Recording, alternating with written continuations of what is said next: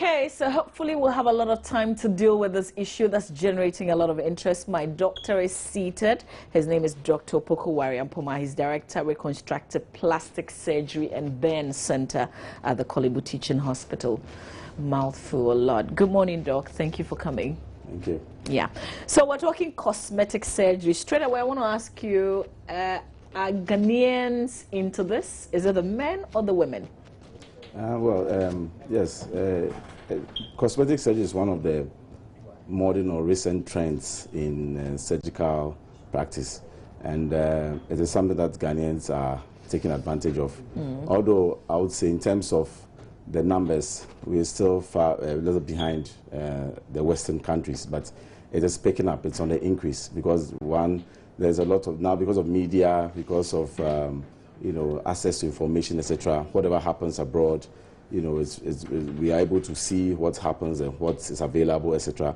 So then it fuels that sort of demand, and people come in more and more requesting for these things. In terms of the gender difference, usually there are more women than men accessing these services because generally women are more concerned about their appearance than men. So then there's a heavy weight on. More women are accessing these services than men. Okay, so what are the women working on? In Ghana, generally, it's been more of most of the requests have been related to scars. People women who had some scars on their legs or other parts of their body when they were young, and they want to do something about it. And some of them, they want to be able to wear the short skirts or the shorts or that sort of thing. So that's one of the common presentations. Okay. And the other bit is also working on fat on the abdomen, or especially after childbirth, when things have been stretched out and there's a lot of loose skin around. Most women want to get a tummy tuck so that they can sort of regain their shape.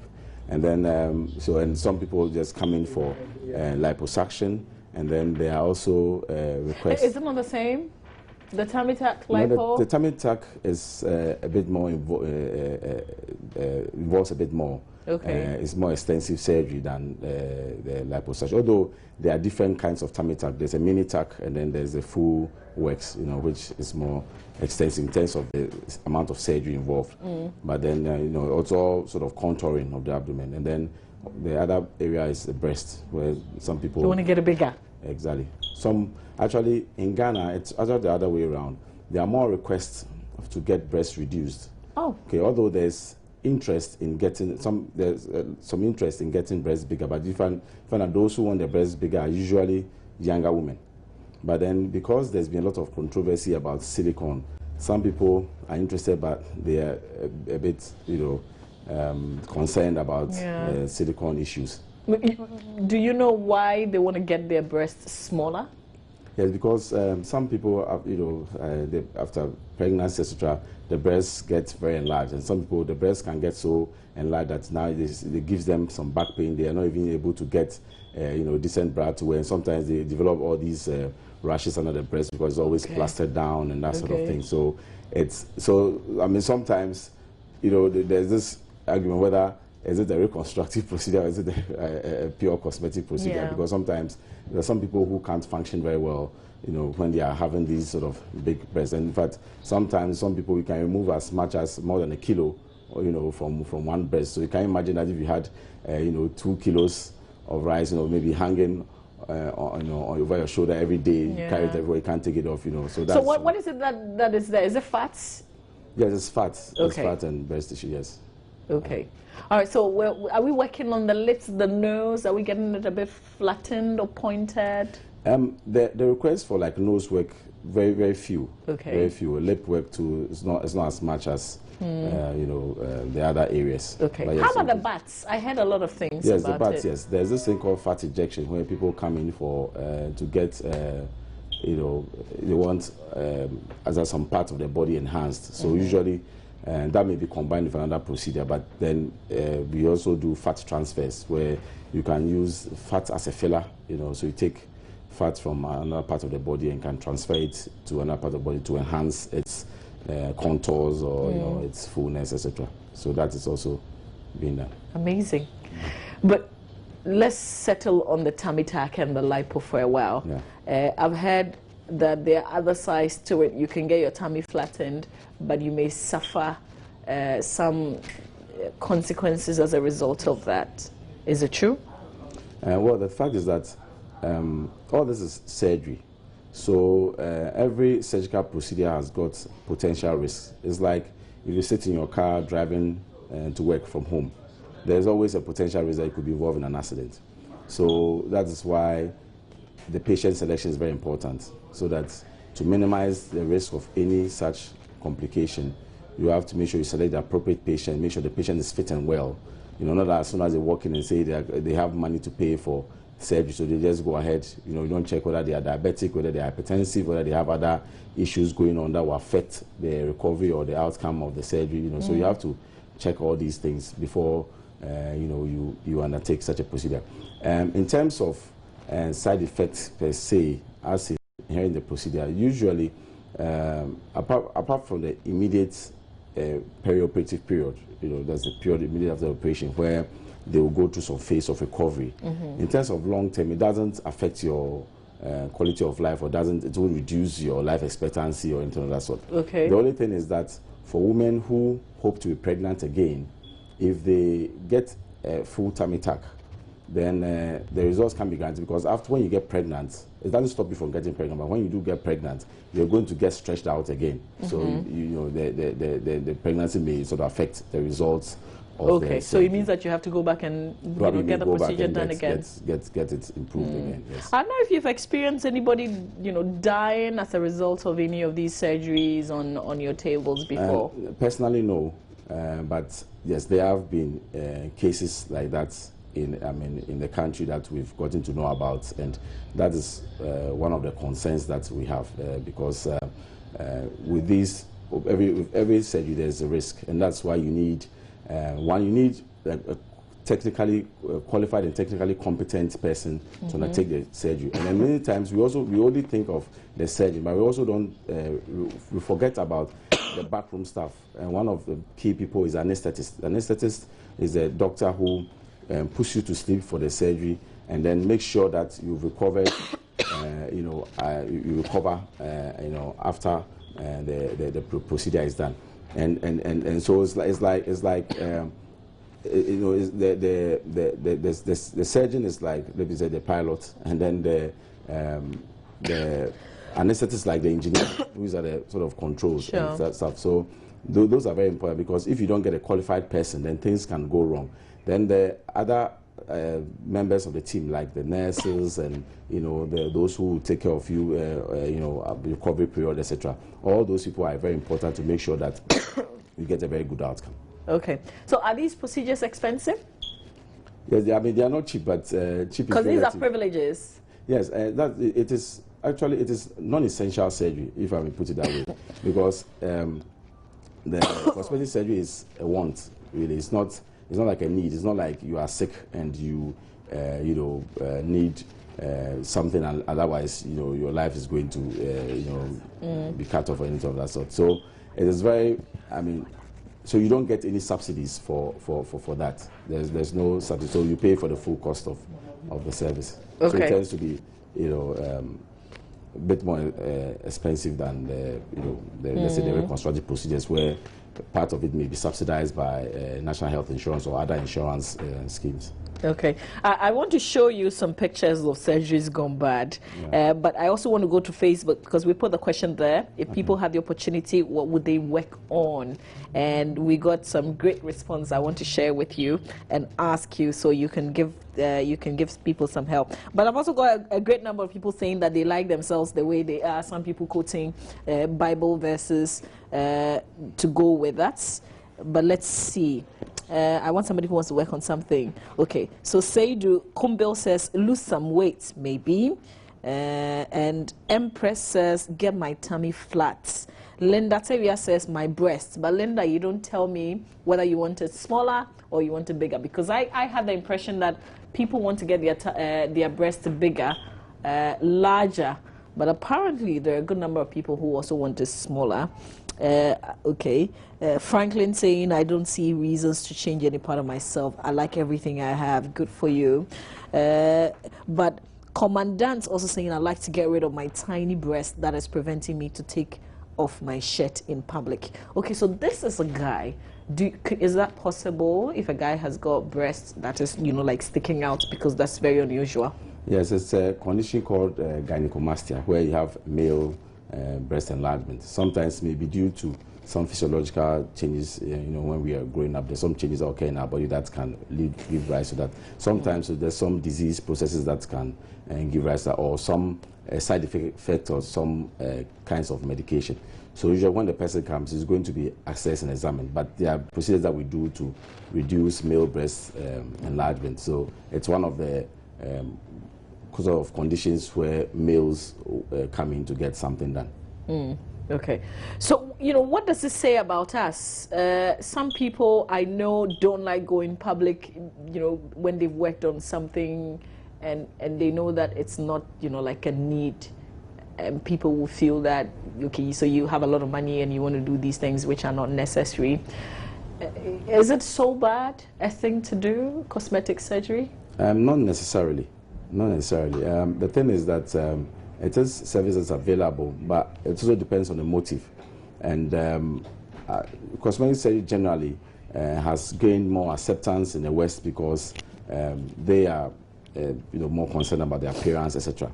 And there's also a factor of economic, the economic situation, because when there's you have only enough to meet your basic needs, then you don't think about certain things. But when you have you've met your basic needs, then you start looking at other things. And it's not necessarily a bad thing, because for some people it is important for them, especially at the workplace. Let's say if a company was selecting people for their front desk staff, for instance. I mean, if somebody showed up at an interview, you, Mama, we were on the panel, and you met these people who look very overweight, obese, or look tired and old, I'm sure you would prefer to pick a younger, perkier looking person for that job. Yeah. So for some people, and especially for people like yourselves who are, in the media, who are on air all the time, if you start looking too old and too frail and, too tired, you may find that your management may start thinking of pulling you off and putting a younger, fresher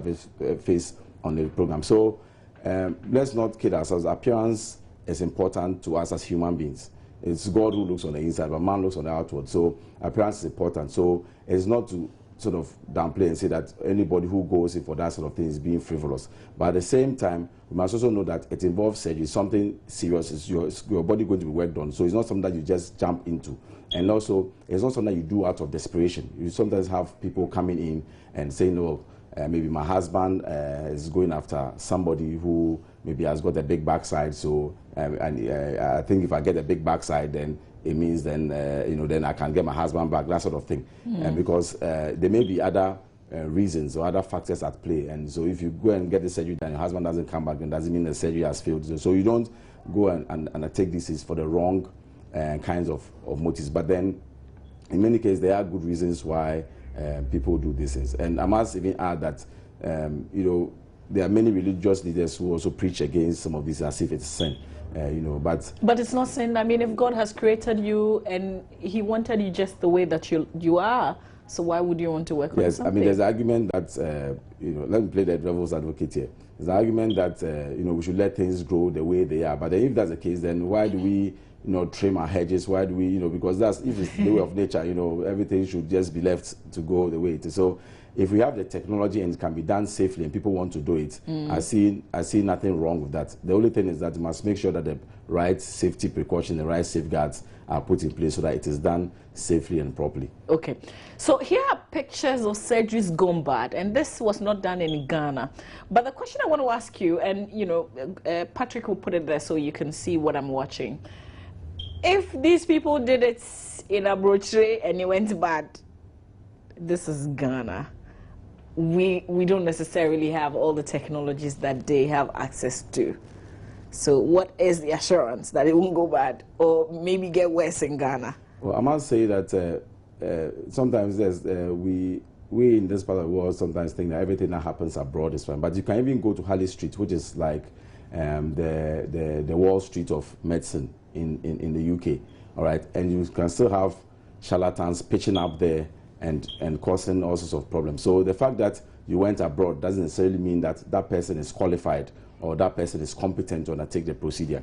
So so we shouldn't think that because you're also doing in Ghana necessarily means that it's not. It's based on the qualification, the competence of the individual surgeon. Because there are certain procedures that I wouldn't, you know, if I had all the money in the world, I would never want to go abroad to have done, because I believe that the doctors who are here have got more, in terms of more knowledge and more competence in handling some of those problems, because you know that we are different. There are certain diseases or certain conditions that are more prevalent in the Western world than here. So they have probably they've done a lot more numbers in terms of cases than here. But then there are certain conditions that are also more prevalent in this part of the world, and you are better off having a local, you know, doctor take care of you than to go abroad. Okay. The other issue is we've heard, and indeed somebody shared a story of the friend's husband losing his life as a result of one of these surgeries. He just went in to do a quick one, get some weight out, some fat out of his belly, and then he ended up dying. And I was thinking, is it safe only in certain places? Are there places that we don't have to go? Because I've actually seen an advertisement on it, you know, like a doctor advertising that people could come and do that kind of surgery.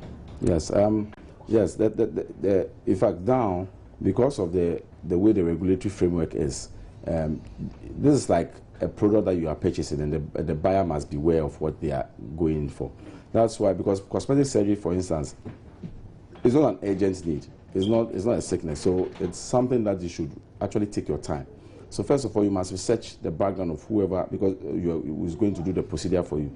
And when you go there, you must, you know, have done your research, go there and ask the appropriate questions, you know. And secondly, it's not the sort of thing where as soon as you walk in, somebody just takes you to the theater and goes to do. That is sort of cutting corners, because first of all, before anybody does any procedure, they have to investigate you, you know, do some basic labs, you know, find out your medical history and so many other things before you know, you get to the time where you are actually going under the knife. And so, you know, this is not something that you go and do, like, as I say, like a quick one, because that will be putting your life at risk. So you need to, first of all, do your research. It must be done in an appropriate facility.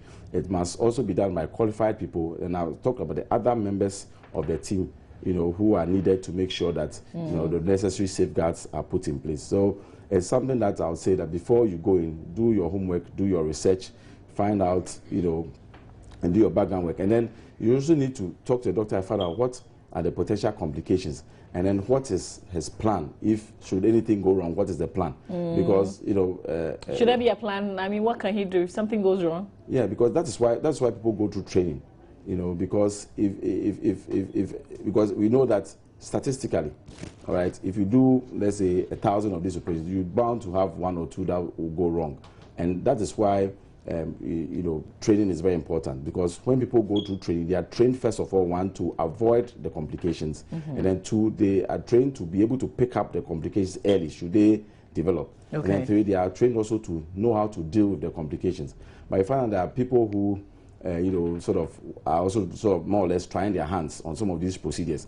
And then when they go in and then anything goes wrong, they don't know what to do, because they've not had that background training to be able to deal with that sort of situation. I mean, typically, I mean, let me give you an analogy. It's like you go, you want to travel to London, and then you board a plane. Pilot comes on and says, "Welcome, you know, flight JOY, and this is your pilot so and so, and I want to." You know, if this is your first time, you know, that you're flying, then don't worry, you're not alone. This is the first time I'm flying a plane too. That won't be good. but relax, I've watched a lot of a lot of videos about flying, and I'll be playing my computer games about flying at home. So I'm sure I'll be able to take this plane safely to London. I'm sure you want to get out of that plane as quickly as possible. And so that's the sort of thing that we're talking about. Okay. So I made a lot of noise before you came. So let me, because we don't have a lot of time now, but let me just activate the phone lines, and then you can give us a quick call, maybe 2 calls we can pick and answer the questions on 030221169102, 030221169102. You can give us a call now, ask him anything that you want to ask him, and then let it get answered for you. Do we have 10 plastic surgeons in Ghana only? Yes, at the moment, yes, we have 10 trained, qualified plastic surgeons. Where are they? Kolebu? Yes, there are 5 in Kolebu now, 1 at 37, and then 4 at Konfanoche. So all the other people who are advertising and doing these kind of surgeries, they're not qualified to do so? Yes, that's an issue for the Medical and Dental Council to sort of take up. But that's yes, scary. As far as, Then we're not safe. Well, that's why I was talking about people doing their homework well before they subject themselves to any surgeon's knife, because there are some people operating as gynecologists who are not qualified, gynecologists, and it's the same in other specialties. And if you go to the non-regulated medical practice, which is the herbal side, it's even worse. So it calls for a concerted effort from the regulators, also for those in the industry. And then the key thing is that the individual who wants to access the service must be aware of what they are doing and must do their homework well before they go in. Because at the end of the day, you have only one life. So if you take unnecessary risk with it, and because let's face it, if you just bought a brand new Land Cruiser or whatever is your fancy car, I don't think you just go and give it to any roadside mechanic to fix for you. You take it to a proper dealer. So in the same way, we should respect our own bodies and make sure that before we allow anybody to touch us, we should, ask appropriate questions. Okay. If you ask a doctor his qualification or his background, you want to know whether he's done these procedures before, how many he's done, what his success rate is like. If you ask him and he gets offended, then probably you should go somewhere else. Okay. Here's what I'll do. I'll do a follow-up with you in your office, and I'll come back and tell you what I want to work on myself. You never know. But Dr. Opoku Wari, I would like to say thank you. Really appreciate your time here this morning. He's Director, Reconstructive Plastic Surgery and Burn Center at the Kolebu Teaching Hospital. Stay with us. We've got AM Talk coming up right after this.